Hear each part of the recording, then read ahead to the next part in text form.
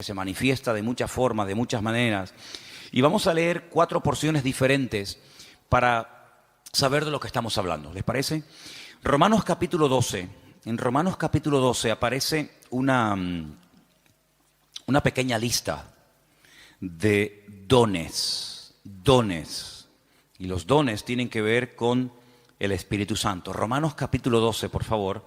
Vamos a leer a partir del versículo 4. Romanos capítulo 12, versículo 4.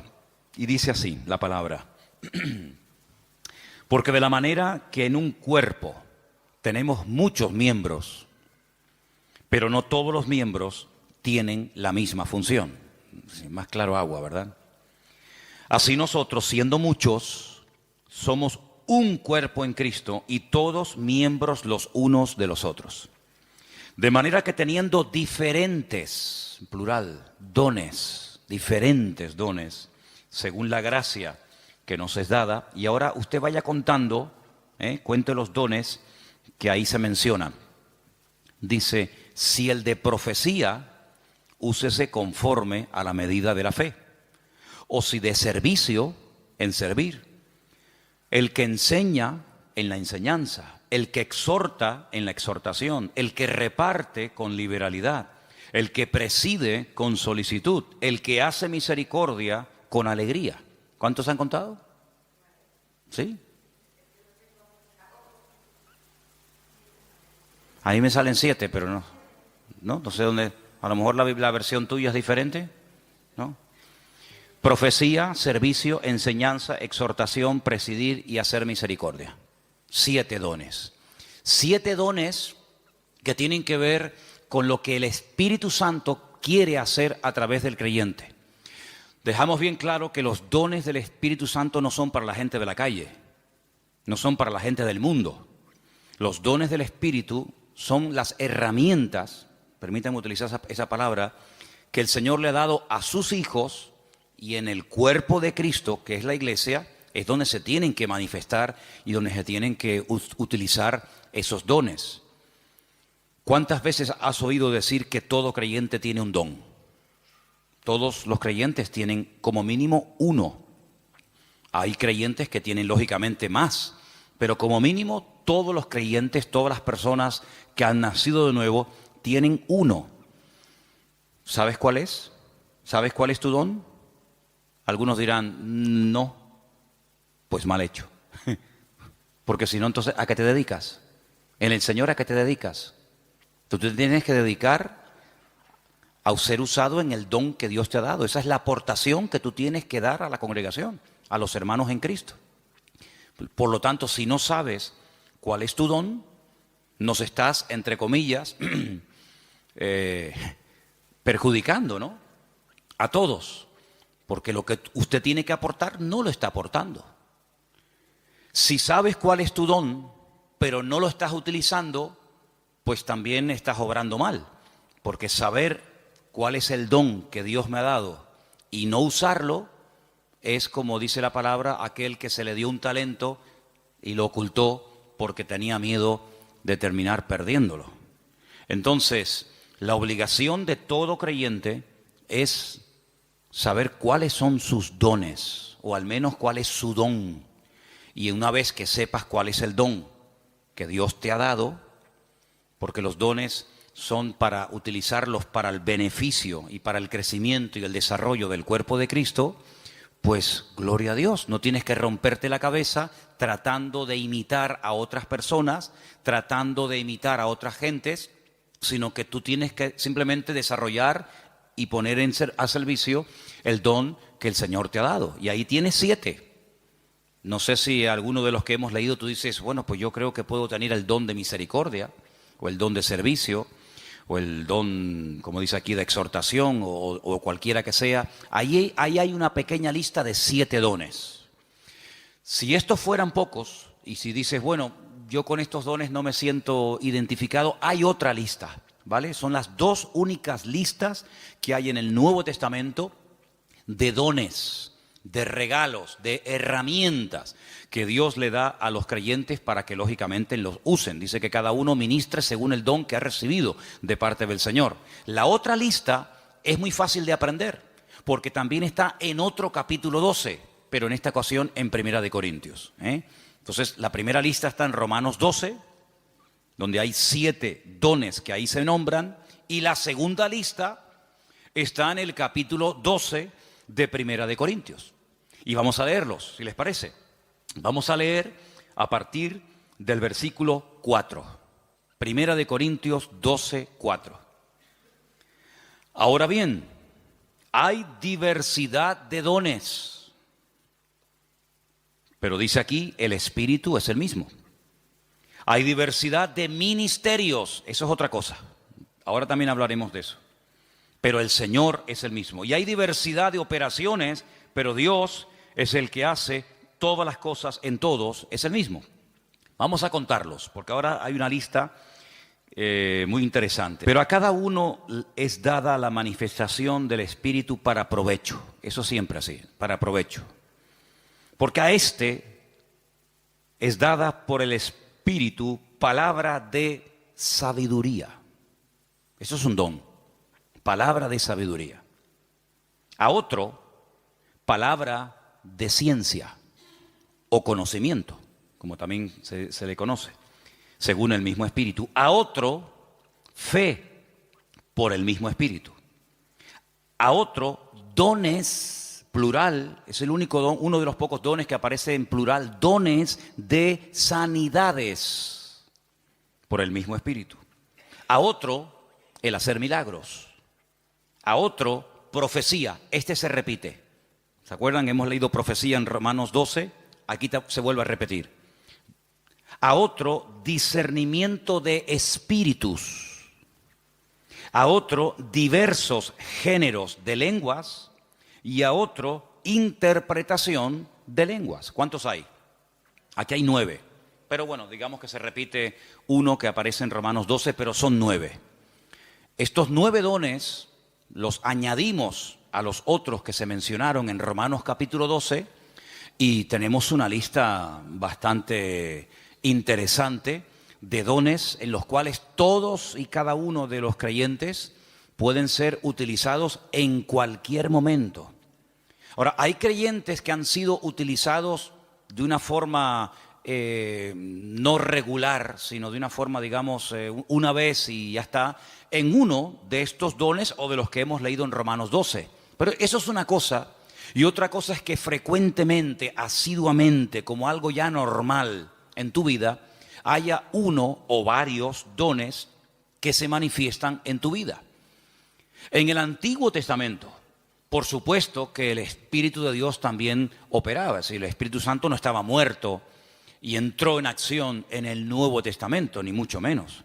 En el Antiguo Testamento hubieron personas que hicieron tremendos milagros, tremendos. Hubieron profetas que llegaron a resucitar muertos. Por ejemplo, Elías, por ejemplo, Eliseo. En el Antiguo Testamento encontramos a un hombre que dice la Biblia que Dios le dio una sabiduría tan grande que no hubo otro en toda la tierra capaz de tener aquella sabiduría que este hombre tuvo. Y estoy refiriéndome, como bien saben ustedes, al rey Salomón, que había momentos en los que la gente no sabía qué hacer y él daba la palabra exacta y concreta y específica y problema solucionado, porque la palabra de sabiduría no es para destacar por encima de los demás, sino es para a veces solucionar situaciones que a menos que haya una palabra de sabiduría, una palabra específica de parte del Señor, porque no es un consejo, sino es una palabra concreta y específica, esto es lo que hay que hacer. Y ahí viene la palabra, el bálsamo, viene la respuesta, es lo que el Señor haría si estuviera en nuestra situación. ¿Vale? Eso es la palabra de sabiduría. Y en el Antiguo Testamento hay personas que fueron utilizadas con palabra de sabiduría, con dones de sanidades, con dones de fe, de milagros, etcétera, etcétera. Por lo tanto, estos dones siempre han existido, siempre han existido. Ahora, en el Nuevo Testamento, a raíz del famoso día de Pentecostés, Hechos capítulo 2, encontramos que hay dos dones que en el Antiguo Testamento no se vieron. Eso no significa de que no existieran, sino que simplemente no era el momento. Todo en la vida tiene un momento. Todo en la vida tiene un momento y un lugar. Y en el Antiguo Testamento no se ve a una persona en una congregación, al aire libre, donde sea, hablando en lenguas. Sí se ven profetizando. Por ejemplo, Saúl dice que se metió un día en una compañía de profetas y profetizó con ellos. Y el Antiguo Testamento está lleno de profetas. Madre mía, pues tienen ahí todos los que quieran. Isaías, Jeremías, todos profetizaron. La mayoría de ellos sobre eventos futuros, la futura restauración, las glorias que le vendrían al pueblo de Israel, persecuciones, restauración, derramamiento del Espíritu en forma masiva, como el caso de Joel, profecías que tienen que ver con la primera venida del Señor Jesucristo, otras que tienen que ver con profecías que tienen que ver con la segunda venida de Cristo. Por lo tanto, el don de profecía está por todas partes en el Antiguo Testamento. Pero repito, el don de hablar en otras lenguas y de interpretar dichas lenguas no aparece ningún ejemplo en el Antiguo Testamento. En el don de discernimiento de espíritus, por supuesto que aparece. Hay varias ocasiones en el Antiguo Testamento donde la gente discernía que ese espíritu, eso que estaba ocurriendo, no era producido por el Señor, sino que detrás de eso estaba nada más y nada menos que el mismísimo Satanás, el mismísimo enemigo de los creyentes y de Dios. Palabra de sabiduría ya la hemos definido, pero la palabra de ciencia es una revelación de algo que ha ocurrido y que trae un conocimiento, trae una revelación. Por ejemplo, ustedes pueden recordar el famoso pasaje donde dice la Escritura que le dice el profeta Eliseo a su siervo, a su criado, a su ayudante Giesi: ¿de dónde vienes? Saben que cuando Naamán fue sanado de la lepra y le quiso dar dones y le quiso dar presentes y regalos y dádivas al profeta Eliseo, Eliseo dijo: no me tienes que dar absolutamente nada. Pero sin embargo Giesi fue detrás de él, ¿se acuerdan? Y le pidió cosas, las escondió. Cuando entra en la presencia de su señor, a la persona que servía, Eliseo le dice: ¿dónde vienes? Dice: no, yo no he ido a ninguna parte. Dice: yo te vi cuando ibas detrás de él y le pediste esto y esto. Dice: la lepra de Naamán se te pegará a ti y a tu descendencia para siempre. Es una palabra revelada que a menos que Dios la revele es imposible conocerla. Por lo tanto, los dones del Espíritu están en pleno vigor. Yo sé que hay círculos, evangélicos en algunas congregaciones donde dicen abiertamente, y no tienen ningún reparo en decirlo, que cuando, por ejemplo, murieron los 12 apóstoles, incluido Pablo, los dones, las manifestaciones del Espíritu como que se acabaron. Ya tenemos la palabra, pero es curioso porque la palabra completa no se tuvo cuando murieron los 12 discípulos. Algunos dicen: no, cuando se murieron los 12 apóstoles y ya teníamos la Biblia, sí, pero ¿cuándo tuvimos la Biblia? Al día siguiente de morir Pablo, Pedro y Santiago, pasaron siglos desde que pudimos tener toda la Biblia en un tomo. Y no fue hasta la invención de la imprenta, ¿verdad? Ya cerca del siglo XV, fíjate tú, cuando se pudo por fin tener una Biblia en la mano. Entonces, ¿qué pasó desde que murió Pedro, Santiago, Juan, Tomás? ¿Qué pasó? Bueno, pues en ningún momento en la palabra del Señor encontramos que el Señor ha menguado su presencia, sus manifestaciones, su poder, sino que todos los dones están en pleno vigor. El problema es que la gente ha perdido el interés. Hay creyentes que no les interesa este tema. Hay creyentes que nunca le piden al Señor: Señor, yo quiero ser utilizado en algún don. O si tengo alguno, que lo tengo seguro, pues Señor, dime cuál, porque se me va la vida y al final tendré que darte cuentas. Porque eso es una cosa que tenemos que tener todos presentes. Tendremos que rendir cuentas delante del Señor de lo que hicimos y de lo que no hicimos, de lo que teníamos que haber hecho y no hicimos. Y si tienes un don y nunca te preocupaste en averiguar cuál era, cuando lleguemos a la presencia del Señor, pues llegarás diciéndole al Señor: Señor, fui un inútil en el sentido de que no me dejé utilizar en el don que tú me diste y al final no hice absolutamente nada con él. Tómense en serio este tema, hermano, ¿saben? Tómense en serio este tema. Esto no es algo opcional. No, yo no tengo ninguno. No, a mí no me interesa. Yo soy muy joven, yo soy muy mayor. Yo no tengo tiempo. Mire, la vida cristiana no la organizamos nosotros a nuestra manera. La vida cristiana está bien establecida en la palabra y la palabra de Dios nos enseña que algún día tendremos que presentarnos delante del Señor y rendir cuentas por todo lo que hemos hecho. Y una de las cosas por las cuales tendremos que rendirle cuentas al Señor es por el don o los dones que el Señor nos dio. ¿Qué hicimos con ellos? Espero que todos podamos decir: Señor, yo el don lo utilicé, lo puse al servicio del cuerpo de Cristo, pude bendecir a otros hermanos, etcétera, etcétera.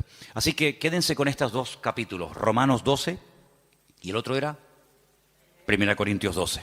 Son los dos únicos capítulos que aparecen en el Nuevo Testamento donde aparecen las listas, 7 por un lado, 9 por otro. Hay dones que son de expresión, hay dones que para poder utilizarlo tienes que abrir la boca. Don de lenguas, pues si no abres la boca, ya me contarás a mí cómo vas a ser utilizado en ese don. Don de interpretación de lengua, don de profecía. Pues hay dones que no hace falta que digas nada para ser usado en él.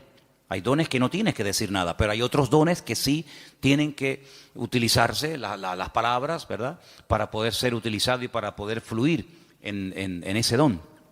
Todos los dones, por supuesto, podemos ver cantidad de porciones en el Nuevo Testamento, en el Antiguo Testamento, de cómo obraban, cómo operaban, cómo se manifestaba cada uno de ellos. Pero luego hay algo que no tiene nada que ver con el don o con los dones del Espíritu Santo. Y es lo que leímos el otro día en Gálatas, capítulo 5, ¿se acuerdan? Y es lo que la Biblia llama el fruto, que no tiene, repito, nada que ver con los dones. La iglesia de Corinto, ¿se acuerdan ustedes?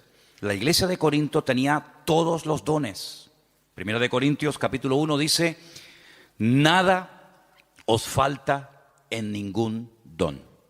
Si pudiéramos entrar y ver esa iglesia, allí en esa iglesia se hablaban lenguas, se interpretaba, se profetizaba. En esa iglesia estaban todos los dones en plena operación. Pero también, por otra parte, tenemos que decir que así como Pablo los alaba en el capítulo 1, porque nada les faltaba, ningún don, en el capítulo 3, a los mismos hermanos, a la misma congregación, les llama carnales, niños en Cristo, gente inmadura, porque había problemas de celos, de envidias, de divisiones entre los hermanos. Y algunos se pueden preguntar, ¿y una persona con dones del Espíritu Santo, utilizado por el Señor, puede tener problemas de celos, de envidias, de falta de amor, falta de perdón? Bueno, no debería ser, ¿verdad? No debería ser.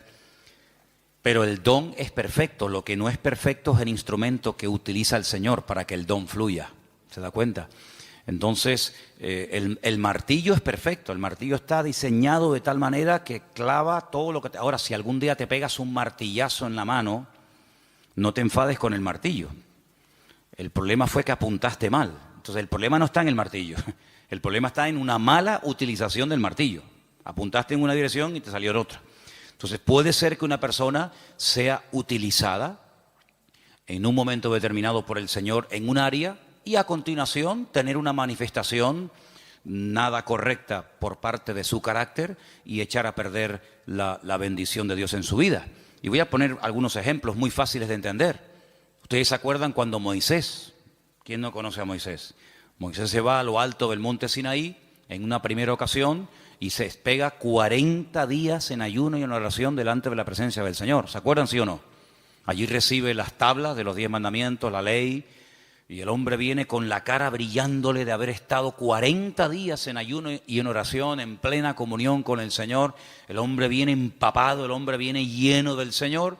Y cuando está llegando cerca del campamento se encuentra al pueblo desenfrenado, un desorden total, haciendo un culto terrible a un becerro de oro que habían levantado en el desierto porque decían Moisés seguramente habrá muerto, ya lleva 40 días sin aparecer, sabe Dios dónde estará este hombre.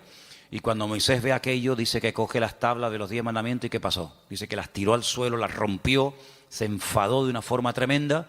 Entonces vemos a un hombre en la presencia del Señor brillándole el rostro, pero al mismo tiempo en un ataque de ira que llegó a romper incluso la obra de Dios, porque lo que llevaba en su mano no se lo había inventado él, era la obra de Dios. Dios le dijo, toma, esto está escrito con el poder de mi palabra, y al final tiene otra vez que volver a subir a la misma montaña, otros 40 días de ayuno y de oración para que el Señor le vuelva a dar lo que ya un día le dio, pero tú lo rompiste. Yo te lo di, pero tú lo rompiste. Entonces hay personas que el Señor les da dones genuinos, el don es genuino, no dudamos del don. Pablo dice, nada falta en ningún don. Pero por otra parte también vemos que las personas en un momento determinado, por falta de madurez y por falta de crecimiento y desarrollo espiritual, pueden llegar a causar un mal testimonio, a pesar de que pueden ser en un momento determinado usados por el Señor. Salomón tenía una palabra de sabiduría tremenda en su vida, pero luego después resulta que hacía cosas en su vida que uno dice, pero ¿cómo un hombre tan sabio y tan utilizado por el Señor sea capaz de subvencionar todos estos cultos paganos y de idolatría, llenando todo el país de idolatría? Un hombre tan sabio, un hombre que ha recibido tanta bendición de Dios, ¿cómo es posible que después construya un templo al dios Moloc o al dios Baal? Bueno, son a veces esas contradicciones que no deberían de existir, pero seamos realistas, ocurren, lamentablemente, ¿no?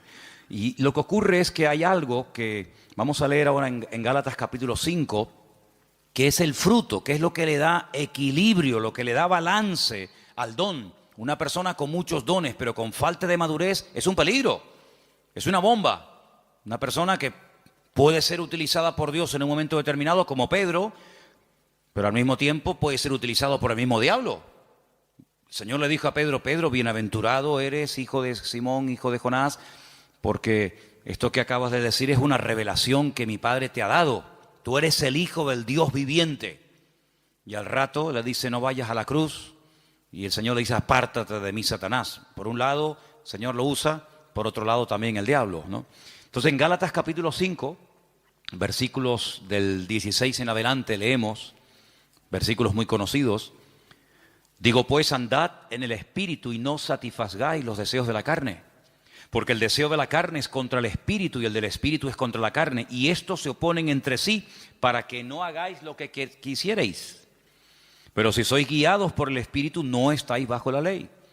Y ahora ahí tenemos una lista enorme de 17 manifestaciones diferentes de la carne, que las leímos el otro día, que son adulterio, fornicación, inmundicia, lascivia, idolatría, hechicerías, enemistades, pleitos, celos, iras, contiendas, disensiones, herejías, envidias, homicidios, borracheras, orgías y cosas semejantes a estas, acerca de las cuales os amonesto, como ya os lo he dicho antes, que los que practican tales cosas no heredarán el reino de Dios.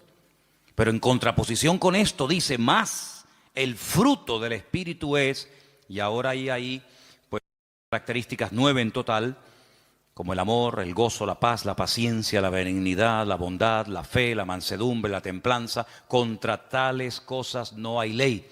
Son principios del mismo carácter de Cristo en la vida de un creyente, que es lo que en cierto sentido le da credibilidad y le da peso a una persona que lleva años en los caminos del Señor. El don es inmediato. Usted no tiene que ir a una escuela a aprender a profetizar. Por ahí ha habido algunas iglesias que le enseñan a la gente a profetizar y incluso algunos dicen, no, repita conmigo estas palabras y te enseñan a hablar en lenguas. Pero esos son cuentos chinos. ¿Sí? El don no se puede aprender en una academia, entonces ya no es un don, es algo aprendido. El don es algo que Dios te da, o lo tienes o no lo tienes. No es que estoy aprendiendo. ¿Aprendiendo a qué? Hay gente que confunde a veces dones con talentos. Hay gente que sabe tocar la guitarra. Pero usted no se levantó un día y se compró una guitarra en una tienda y dijo, ¡ay, qué bien toco! Nadie se levanta por la mañana tocando bien la guitarra. Lleva años. Mira, yo estuve un tiempo ahora sin tocar la guitarra y perdí los callos. Tienes que tener callo en estos 4 dedos.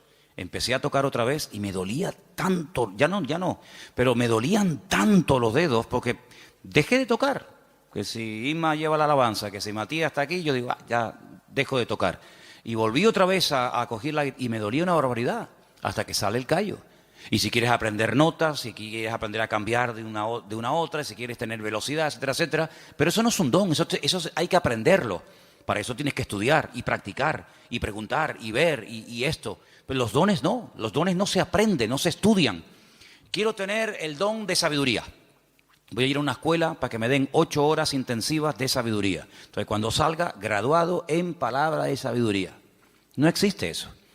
Entonces, los dones son una cosa y los talentos son otra cosa. Hay gente que tiene talentos de cantar, de tocar la guitarra, no sé, de tocar el piano o cualquier otra habilidad, pero no tiene nada que ver con dones espirituales. Luego también hay gente que confunde lo que saben hacer o lo que hacen con un ministerio. Dice, yo tengo el ministerio de la danza. Y eso es donde está en la Biblia. Yo tengo el ministerio de cantar. Entonces confunden dones, confunden talentos, confunden habilidades. Y vamos a ver en la última lista que quería compartir con ustedes. Ahora vamos a hacer un repaso. En Efesios capítulo 4, ahí se mencionan los ministerios. Los dones es una cosa, los talentos es otra cosa, el fruto es otra cosa y los ministerios es otra cosa completamente diferente. Y aquí vamos a leer una porción un poquito más extensa para que ustedes sepan para qué son los ministerios. Estamos en Efesios capítulo 4. Efesios capítulo 4. Y voy a leer a partir del versículo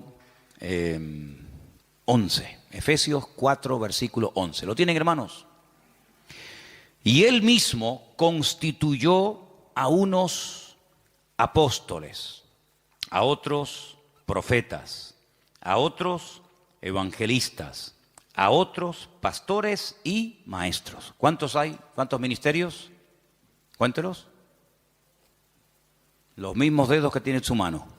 5. Apóstoles, dice aquí versículo 11. Segundo, profetas, evangelistas, pastores y maestros. ¿Lo podemos decir los 5 ya? A ver. Apóstoles, profetas, evangelistas, pastores y maestros. Esos son los 5 ministerios. Esos son los 5 ministerios. ¿Dónde está el ministerio de tocar la guitarra? ¿Dónde está el ministerio de danzar? No hay ese ministerio, ¿verdad? Usted se puede encargar, puede haber un área, puede haber un departamento, pero los ministerios están bien claramente definidos. Ahora vamos a un poquito a hablar de ellos, pero vamos a leer un poquito más adelante, porque ahora explica el apóstol Pablo para qué Dios a unos los ha nombrado pastores, a otros evangelistas, a otros maestros. Dice, para perfeccionar a los santos para la obra del ministerio. ¿Quiénes son los santos? ¿Quiénes son los santos? ¿Usted es un santo? La palabra santos son los apartados, los que han dejado la vida contraria a la voluntad de Dios, se han apartado. Santo significa una persona que se aparta. Nada más que eso, no es una cosa, no es un señor. Usted cuando salga del culto no intente mirarle la coronita. Saben que a veces en los cuadros aparece así como una cosa redonda. Había una serie hace años que se llamaba El Santo. Algunos de ustedes ni habían nacido. Era de Robert Moore. ¿Se acuerdan? El Santo. Los santos no llevan coronita en la cabeza, ¿vale? Cuando ustedes entran aquí adentro, la gente de la calle dice, oye, ustedes no tienen santos. Dice, sí, aquí estamos así, está lleno de santos. Pasa que no los colgamos en las paredes, están sentados en la silla, ¿vale? Los santos son hombres y mujeres de carne y hueso, normal y corriente, con sus defectos, con sus virtudes, que se han apartado, entre comillas, ¿de qué? De lo que no agrada a Dios, no por presión. No estamos aquí porque nos están presionando. Cuando usted te quiera levantar, te levanta y te va, no hay problema. Estamos aquí por convicción, porque hemos entendido que el Señor es el camino, la verdad y la vida. Hemos llegado a una serie de convicciones, en algunos casos en un tiempo, en otros le lleva más tiempo, pero los santos son las personas que se apartan de todo aquello que no agrada a Dios. Entonces dice que el Señor ha levantado, ha perfeccionado a estos 5 ministerios para ayudar a los santos, para perfeccionarlos, para la obra del ministerio, para la edificación del cuerpo de Cristo, ¿vale? Hasta que todos lleguemos a la unidad de la fe. Esa es la meta, ese es el objetivo, que todos lleguemos a la unidad de la fe y del conocimiento del Hijo de Dios, a un varón perfecto, a la medida de la estatura de la plenitud de Cristo. ¿Cuál es la meta? Que la gente nos ministra, que nos predican, que nos exhortan, que nos enseñan, que nos pastorean. ¿Para qué? Para que lleguemos al nivel, a la medida del Señor Jesucristo. Nos falta mucho todavía, ¿eh? ¿Sí o no? Nos falta mucho. Pero bueno, esa es la meta. Y sigo leyendo, versículo 14. Para que ya no seamos niños fluctuantes, llevados por doquiera de todo viento de doctrina, por estratagema de hombres, que para engañar emplean con astucia las artimañas del error, sino que siguiendo la verdad en amor, crezcamos en todo en aquel que es la cabeza, esto es Cristo, de quien todo el cuerpo, toda la iglesia, bien concertado y unido entre sí por todas las coyunturas que se ayudan mutuamente, ¿eh? Según la actividad propia de cada miembro, recibe su crecimiento para ir edificándose en amor. Tal vez el mejor ejemplo para entender lo que debería ser una iglesia es el cuerpo humano. Y ahí todos me van a entender. Porque usted a lo mejor nació en un país, otros nacieron en otro país, unos tienen una edad, otros tienen otra, unos son hombres, otros son mujeres, pero todos tenemos un cuerpo, ¿vale? Y por eso es el mejor ejemplo para entender lo que debería ser una iglesia. En un cuerpo hay centenares de órganos, de células, de huesos, de arterias, de venas, de músculos, pero todos tienen una función, no hay nada que sobra. Nada, ni un solo miembro sobra. Hay huesos que son muy largos, huesos que son prácticamente imperceptibles, están aquí dentro del oído, ni se ven, pero si no lo tuviéramos estaríamos sordos, perdidos, no escucharíamos nada. Tenemos unas manos que son una joya. Cuando ustedes ven esos robots, saben que al hombre siempre le ha gustado el tema de los robots, sobre todo a los japoneses, ¿no? Cuando ustedes ven el último robot que los japoneses han diseñado y corren la cortina y hay un humo y música y focos para ver el último robot que han hecho, tú lo miras y dices, ¡qué birria! ¡Qué birria! ¿Te gustaría caminar como un robot? ¿Te gustaría moverte como un robot? Y eso es lo máximo a lo que ha llegado el hombre, lo máximo. Increíble. Una mano. La mano del ser humano es tan perfecta que no hay un robot, no hay una máquina en el mundo que le llegue, vamos, ni al 1% de las habilidades que tiene solamente la mano. El ojo, no hay una cámara en el mundo que sea tan perfecta como el ojo del ser humano. Una bomba de agua que tarde o temprano termina rompiéndose. Aquí tenemos una bomba aquí dentro del pecho que está 70, 80, 90, 100 años en algunos casos, pum, pum, pum, pum, pum, pum, pum. Millones de litros de sangre bombeando por la mañana, por la tarde, por la noche, de pie, sentados, acostados, en avión, en la cama, de jóvenes, de niños, hasta en el vientre de nuestra madre.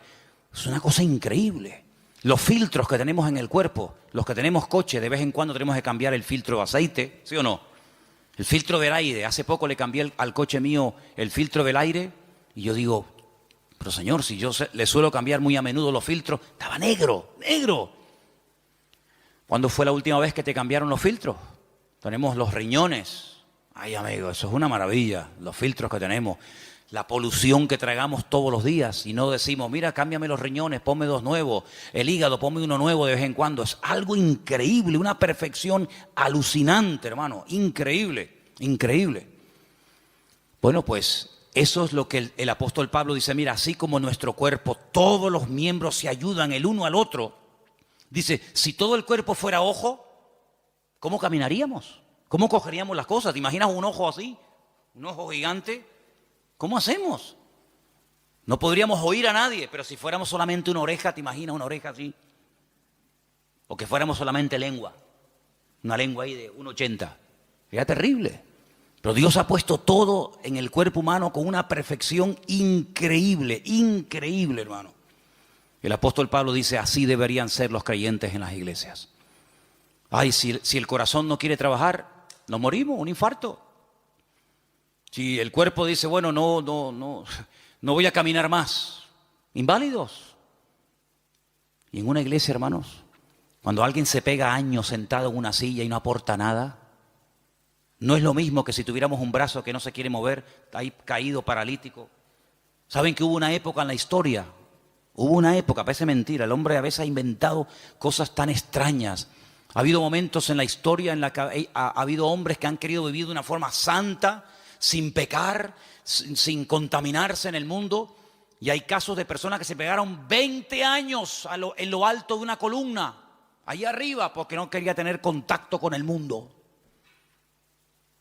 Gente que se amarraban los brazos y los brazos terminaban perdiendo la movilidad.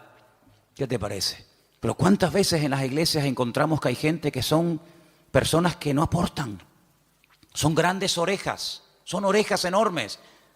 Imagínense venir un día a la iglesia y encontrarte una oreja así, ahí en una silla, en la otra, orejas así, sí. ¿Y estos quiénes son? Los oidores. Estos son los que oyen. Sería terrible, ¿no? Sería terrible. Pero así como en el cuerpo, cuando un miembro no quiere funcionar, el cuerpo se enferma.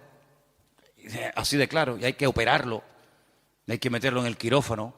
En una iglesia, cuando un miembro no desarrolla sus dones, sino oye y oye y oye, y venga a oír, y venga a oír, y venga a oír, y venga a oír, y el hermano se murió oyendo sermones.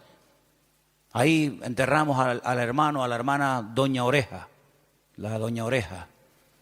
Pues pasa exactamente igual. Entonces deberíamos tener esa mentalidad de decir, Señor, así como en el cuerpo los miembros tienen que funcionar, mis manos tienen que funcionar, mi mente, mis ojos, mis oídos, mis riñones, mis pulmones, mis pies, mi oreja, todo tiene que funcionar a la perfección cuando yo quiero hacer uso de ellos. Pues la Biblia dice que la iglesia es como un cuerpo, pero cuidado, hay un detalle muy importante.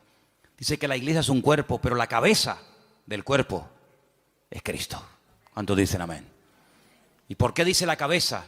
Porque de la cabeza, amigos, salen todas las órdenes. Usted puede tener unas piernas de oro, puede tener un corazón maravilloso, pero si la cabeza no funciona, amigo, Cristo es la cabeza de la iglesia. Él es el que da las órdenes, Él es el que dice, quiero utilizar esta mano, quiero utilizar esta boca, quiero utilizar a este hermano, quiero utilizar a este joven, quiero utilizar a esta familia. Y el miembro no se puede negar, porque el que recibe las órdenes es el miembro, pero el que las da es la cabeza.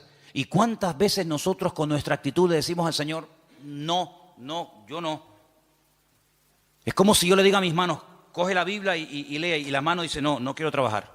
¿Y cómo cojo la Biblia? Claro, algunos me dirán, pero hay gente que pinta unos cuadros preciosos con la boca.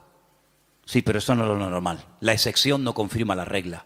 He visto gente, hace poco vi en un canal esto de internet, vi a un chico que toca la guitarra con los pies, que ya me gustaría a mí con las manos tocar la guitarra como la toca con los pies. Algo increíble, pero no es lo normal. La guitarra no está diseñada, la forma de una guitarra está diseñada para que se toque con las manos, con las dos, con la derecha y con la izquierda. Puede ser que una persona toque la guitarra con los pies, sí, pero no es lo normal. Entonces, cuando en una congregación hay personas que tienen dones, que tienen talentos, que han escuchado durante años y años y años palabra, pero no aportan, es como cuando un miembro del cuerpo humano dice no quiero trabajar. Entonces, todo el resto del cuerpo se perjudica porque las manos no quieren trabajar. ¿Cuántas veces vemos a personas por la calle que van en silla de ruedas? ¿Por qué? Porque sus piernas no funcionan. Sí, todo lo demás le funciona, pero las piernas no caminan. Entonces, en una congregación nos tenemos que mentalizar que todos tenemos que aportar algo.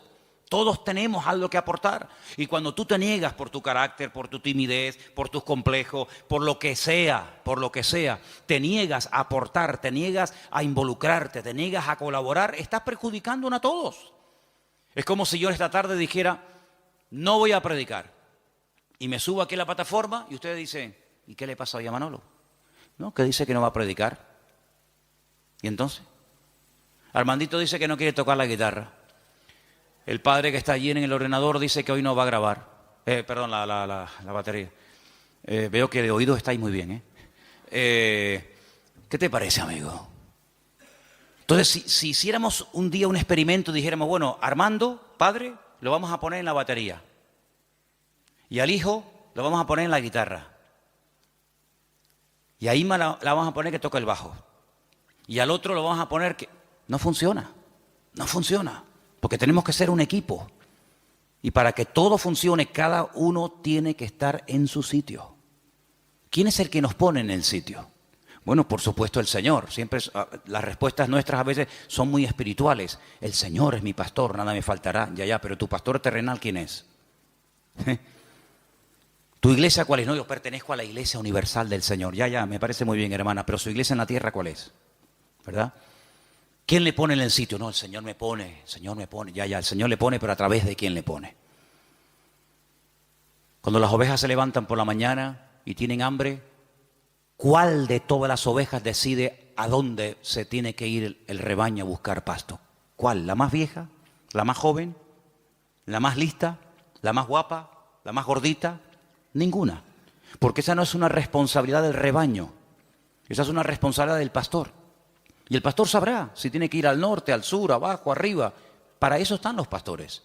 Entonces, cuando hemos leído esta tarde en este último pasaje de los ministerios, los apóstoles, los pastores, los evangelistas, tenemos que saber cuáles son las funciones de estos ministerios para que podamos dejarnos ayudar y para que el Señor nos vaya mostrando cuál puede ser nuestro sitio y una vez que lo descubramos, poder servir al Señor de una forma eficaz y no estar dando palos de ciego y que se nos va la vida y al final muchos planes, muchas ideas, muchos proyectos, pero al final no concretamos nada. Y bueno, los apóstoles son las personas que tienen el ministerio más amplio. Algunos dicen, bueno, por hoy en día no hay apóstoles. Bueno, de acuerdo, aunque bueno, les digo una cosa, dicho sea de paso, aquí tal vez en Canarias, aunque hay alguno también, pero si usted sale por ahí un poco, hay más apóstoles hoy en día que en toda la época de los primeros cristianos. Hoy en día todo el mundo es apóstol. Uno va a la península hoy por hoy y ya te dan la tarjeta de apóstol tal, apóstol cual, apóstol no sé qué. Hoy en día apóstol hay por todos lados. Pero quitando el título, el apóstol es la persona que hace de todo un poco. El apóstol es un ministerio completo, es como el dedo pulgar, que es el único que es capaz de tocar a los demás, ¿no? Es un poco pastor, es un poco evangelista, es un poco maestro, es un poco pionero, es un poco de todo, ¿verdad? Es el que abre, el que pastorea, el que funda la obra. El ministerio apostólico es el más amplio de todos. ¿Sé bueno qué es? ¿Pastor? No, pues también es evangelista. O es maestro, sí, pero también es no sé qué. Es un ministerio muy amplio. Lógicamente el ministerio de pastor está más claro que el agua, es la persona que está en una congregación, la que atiende a la iglesia, la que no solamente atiende a la iglesia, sino que cuida a la iglesia de lobos, porque en los tiempos de la Biblia el pastor dedicaba más tiempo a cuidar el rebaño de que fuera atacado por lobos que realmente a atender en sí el rebaño, porque una vez que el rebaño lo llevas al pasto ya no tienes que hacer nada más. Pero el pastor sí tiene que hacer algo más. El pastor está vigilando por si le viene el lobo por la derecha, por la izquierda, por detrás o por delante.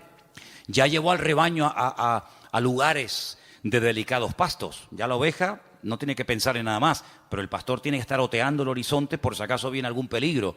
Esa es una de las funciones tal vez más importantes hoy en día. Y dice la palabra de Dios que en los últimos tiempos una de las cosas que van a escasear son buenos pastores. Parece mentira. Los evangelistas son las personas que tienen un ministerio que sale fuera de la congregación. Son personas que Dios los ha capacitado con una gracia para ganar almas, para llevar almas a los pies de Cristo, para integrarlas en el cuerpo de Cristo y que crezcan y maduren y el día de mañana pues sigan sirviendo al Señor. Los profetas, no es tanto el profeta del Antiguo Testamento que era el que hablaba en nombre del Señor, sino los profetas hoy en día son personas que exhortan, que amonestan, que sacuden, que motivan a la iglesia. Entonces, estos ministerios, dice la Biblia, que Dios los ha puesto en nuestro camino, en nuestra vida, ¿para qué?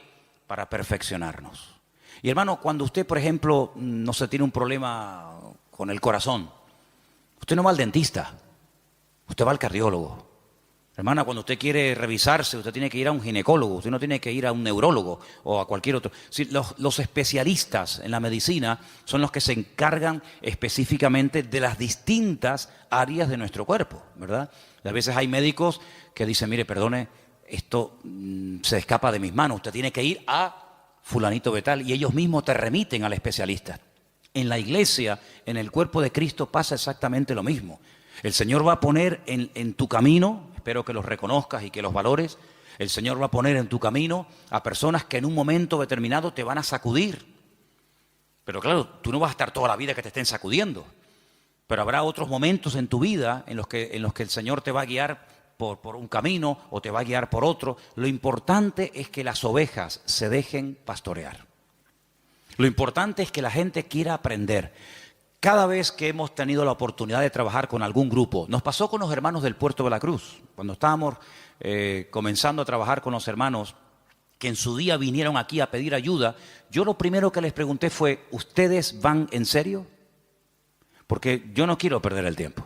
Si ustedes van en serio y quieren aprender y queremos trabajar juntos, aquí nos tienen. Si no, búsquense a otro porque para perder el tiempo, no. Con los hermanos de Israel, exactamente igual. Hermanos, ¿ustedes quieren ir en serio? ¿Ustedes quieren ser atendidos? ¿Quieren ser enseñados? ¿Quieren ser pastoreados? Entonces, lo importante es que siempre tengamos la actitud de querer aprender.